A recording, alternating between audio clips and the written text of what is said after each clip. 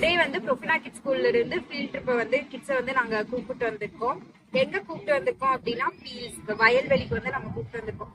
ஏன் நம்ம வந்து இன்னைக்கு இங்க கூப்பிட்டு வந்திருக்கோம் அப்படின்னா, இப்ப இருக்க ஜென்ரேஷன் அப்புறம் ஃபியூச்சர் ஜென்ரேஷன் எல்லாம் வந்து நம்மளோட சாப்பாட்டுக்கு எவ்வளவு கஷ்டப்படுறாங்கன்னு தெரிஞ்சாதான் அதை எவ்வளவு வந்து சேஃபா நம்ம வந்து ஹேண்டில் பண்ணணுங்கிறது தெரியும்.